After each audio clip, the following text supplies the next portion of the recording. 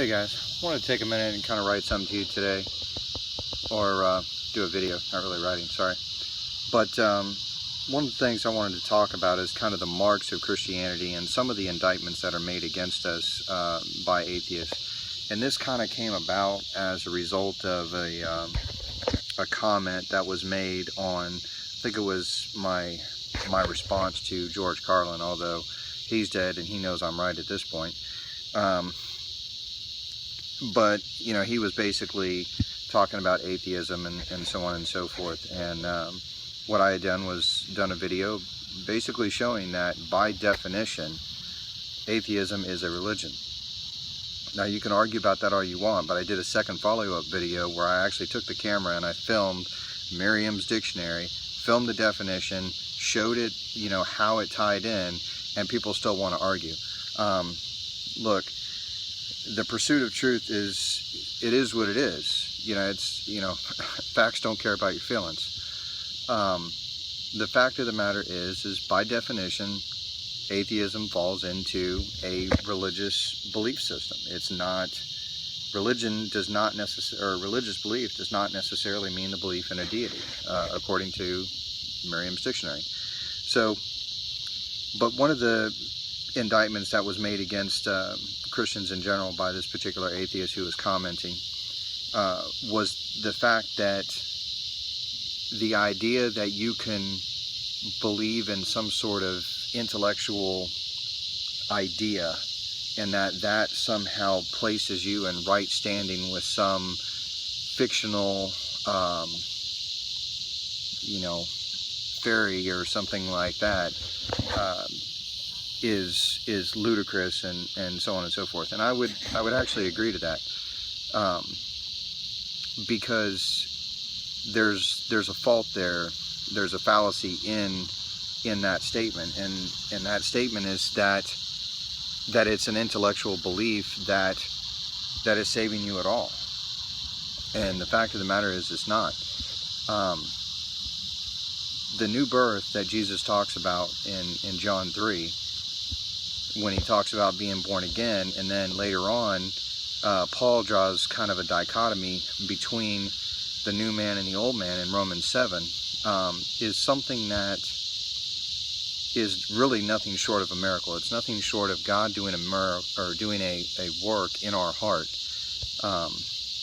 And unfortunately, what we have here in the West with a lot of the easy believism and things like that is we have a lot of people going down and just kind of kneeling down and saying a prayer, and then they get up and walk out of there, and they head right back out to the titty bar and you know, just living the life that they did before.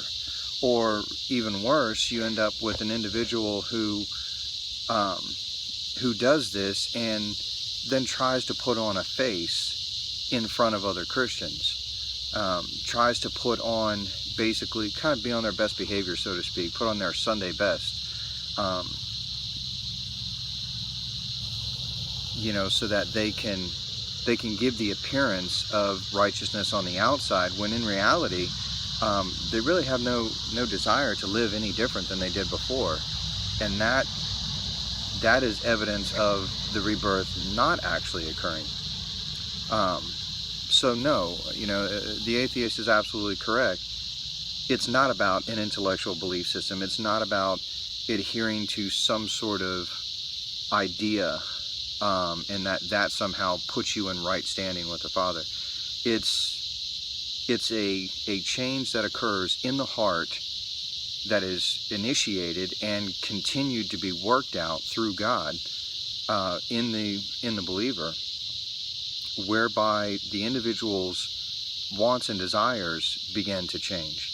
Now, as Paul drew that contrast in Romans 7, when he talks about, you know, the things that I want to do, I don't do, and the things that I don't want to do, those are the things that I do. And he goes on to explain that he's saying that it's the evil things that I don't want to do, but I keep doing them, and that it's the good things that I want to do, and I just can't, you know, I can't figure out how to make myself do them. And here it is, Paul, this great apostle who wrote 2/3 of the New Testament, and he himself is still battling with sin. Peter got into an argument with Paul because Peter, even after everything that he did, walking and talking with Jesus and then denying Christ and then coming back, Peter is still plagued by this idea that he needs to please the people around him. And we see this by the fact that when the other Jewish converts are around him, he won't sit down and eat with the Gentiles. And Paul rebukes him for this and tells him, no, I mean, that's not cool. That's, that's not cool. So we can see in the failures of these great apostles and stuff like that, what Paul talked about in Romans 7, where the individual is still weak within his flesh. He still has the capability and the capacity for sin, and he still has, to a certain degree, he still has sinful desires. It doesn't mean that individual won't fall, he won't fail, he won't mess up. But the real mark of a Christian is not an intellectual belief system. It's what happens after that. It's what happens after you screw up. It's the work that conviction, because Jesus said, I think it was in John 16 or 18, one of those, somewhere between chapter 16 and 18, where he's talking about the Holy Spirit coming. He says the Holy Spirit is coming to convict. And I've talked about this a little bit before, that basically conviction is not you feeling guilty for your sin. That's not conviction. Conviction is you feeling guilty about how it reflects on the Father. Because even an atheist can do something wrong and feel bad about what he did. Okay, that's just a conscience. But the Christian, the one who has had this work done in his heart, he begins to measure everything that he does through the lens of how it reflects on the Father and how it reflects on Christ. And when he does something wrong, it's like, man, I just screwed that up, and I just did something that had just pushed somebody away from Christianity. And that is like the ultimate pain for a Christian.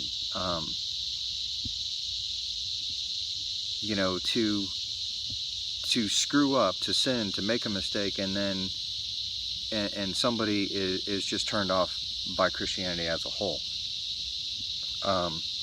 Now, that's not to say that Christian needs to compromise his beliefs in order to cater to those who maybe find some of his beliefs offensive. Absolutely not. I mean, we're not permitted or told or in any way to compromise on anything. But when we screw up through our own fleshly desires, and somebody is turned off by that, or we paint God in a bad light, that's where conviction comes in, because the Christian then begins to look at himself and say, I just disrespected the Father. I just dishonored the Father. I just dishonored the name of Christ. And as a result of that, that's true conviction. So I wanted to kind of touch on that and maybe address that issue and address the heart issue that occurs within the individual, and really kind of encourage you guys to, when we receive that conviction, when the Holy Spirit brings those things to us, and he's going to, because that's his job, that's what Jesus said he was going to do. It's not just about spiritual gifts, and it's not just about things like that. The Holy Spirit is also coming to convict. And when we feel that conviction, the real mark of Christianity is what we do with that. The real evidence of the heart of the Christian is what we do with that information. If we're doing something wrong, if we make a mistake, and maybe we've been doing this and we're just not even really paying attention to it, and then the Holy Spirit just one day really begins to convict us, and we have a problem with this now, the real mark of the Christian is like, I can't keep going that way. I can't keep doing that.